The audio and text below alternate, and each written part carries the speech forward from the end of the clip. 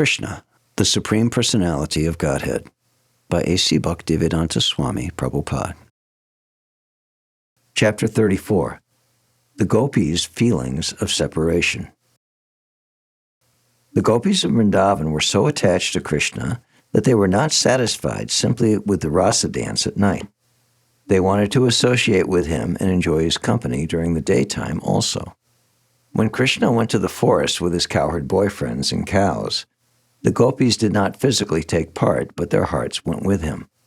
And because their hearts went, they were able to enjoy his company through strong feelings of separation. To acquire this strong feeling of separation is the teaching of Lord Chaitanya and his direct disciplic succession of Goswamis. When we are not in physical contact with Krishna, we can associate with him like the Gopis, through feelings of separation. Krishna's transcendental form, qualities, pastimes, and entourage are all identical with him. There are 9 different kinds of devotional service. Devotional service to Krishna in feelings of separation elevates the devotee to the highest perfectional level, to the level of the Gopis.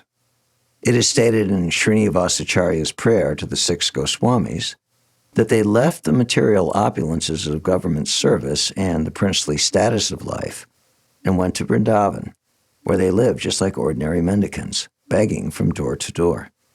But they were so much enriched with the Gopis' feelings of separation that they enjoyed transcendental pleasure at every moment. Similarly, when Lord Chaitanya was at Jagannath Puri, he was in the role of Radharani, feeling the separation of Krishna.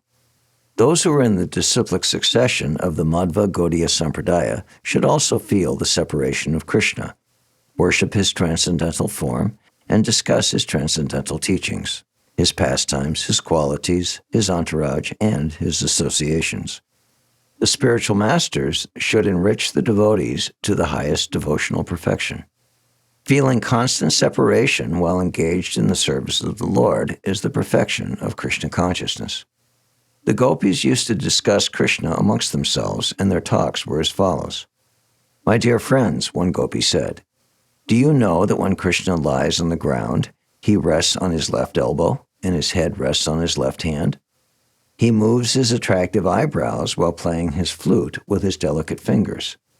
And the sound he produces creates such a nice atmosphere that the denizens of the heavenly planets, who travel in space with their wives and beloved, stop their airplanes, for they are stunned by the vibration of his flute.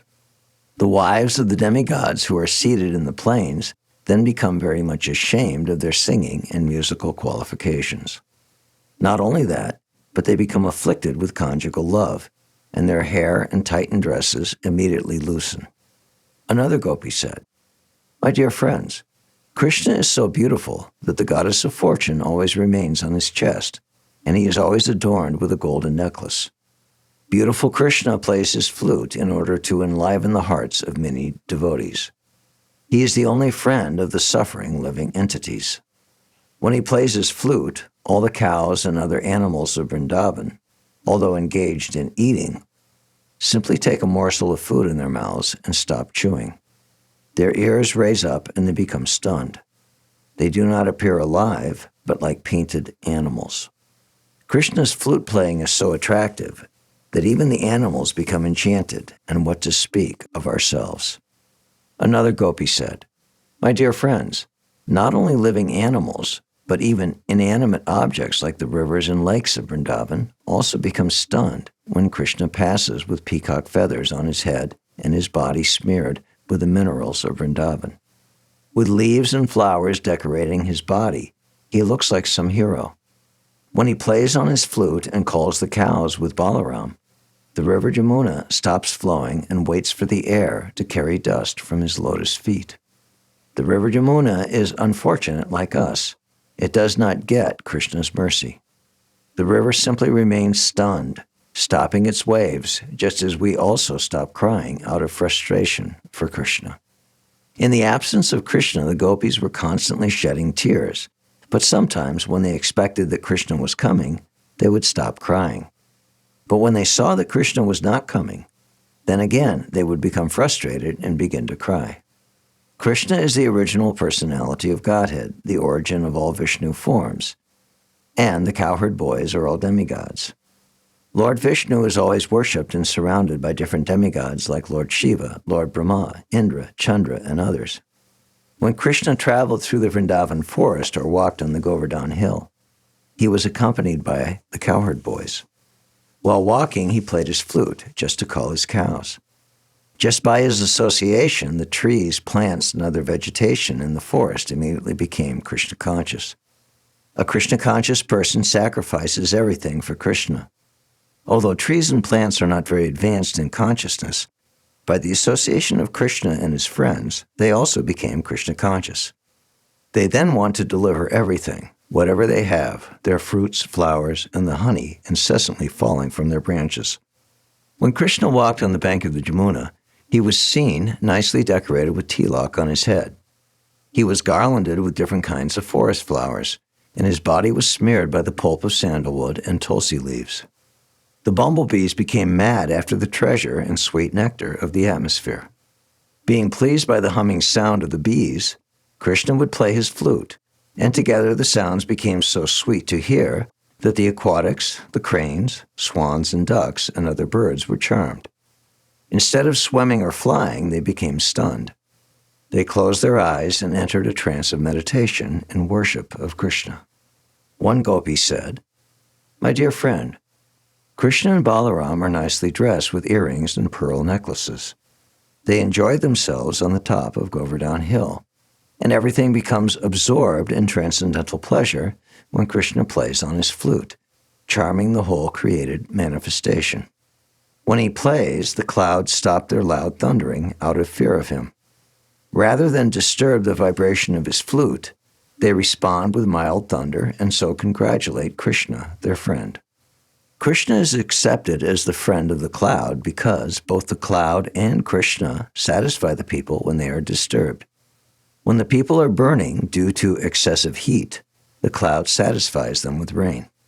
Similarly, when people in materialistic life become disturbed by the blazing fire of material pangs, Krishna gives them relief. The cloud and Krishna, having the same bodily color also, are considered to be friends. Desiring to congratulate its superior friend, the cloud poured not water, but small flowers and covered the head of Krishna to protect him from the scorching sunshine. One of the gopis told Mother Yashoda, "My dear mother, your son is very expert among the cowherd boys. He knows all the different arts, how to tend the cows, and how to play the flute. He composes his own songs, and to sing them he puts his flute to his mouth. When he plays, either in the morning or in the evening, all the demigods, like Lord Shiva, Brahma, Indra, and Chandra, bow their heads and listen with great attention. Although they are very learned and expert, they cannot understand the musical arrangements of Krishna's flute. They simply listen attentively and try to understand, but become bewildered and nothing more." Another gopi said, "My dear friend, when Krishna returns home with his cows, the footprint of the soles of his feet, with flag, thunderbolt, trident, and lotus flower, relieves the pain the earth feels when the cows traverse it. He walks in a stride which is so attractive, and he carries his flute. Just by looking at him, we become lusty to enjoy his company. At that time, our movements cease. We become just like trees and stand perfectly still. We even forget what we look like." Krishna had many thousands of cows, and they were divided into groups according to their colors. They were also differently named according to color. When he would return from the pasturing ground, he would find all the cows gathered. As Vaishnavas count 108 beads, which represent the 108 individual gopis, so Krishna would also chant 108 different groups of cows. When Krishna returns, he is garlanded with tulsi leaves, a gopi describes him to a friend. He puts his hand on the shoulder of a cowherd boyfriend and begins to blow his transcendental flute. The wives of the black deer become enchanted upon hearing the vibration of his flute, which resembles the vibration of the veena.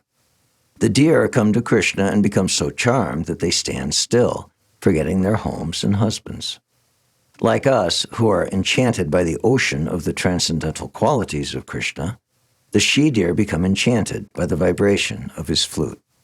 Another gopi told Mother Yashoda, "My dear mother, when your son returns home, he decorates himself with the buds of the kunda flower, and just to enlighten and gladden his friends, he blows his flute. The breeze blowing from the south pleases the atmosphere because it is fragrant and very cool. Demigods like the Gandharvas and Siddhas take advantage of this atmosphere and offer prayers to Krishna by sounding their bugles and drums. Krishna is very kind to the inhabitants of Brajabhumi, Vrindavan, and when he returns with his cows and friends, he is remembered as the lifter of Govardhan Hill. Taking advantage of this opportunity, the most exalted demigods like Lord Brahma and Lord Shiva come down to offer their evening prayers, and they accompany the cowherd boys in glorifying the qualities of Krishna. Krishna is compared with the moon, born in the ocean of the womb of Devaki. When he returns in the evening, it appears that he is fatigued, but he still tries to gladden the inhabitants of Vrindavan by his auspicious presence.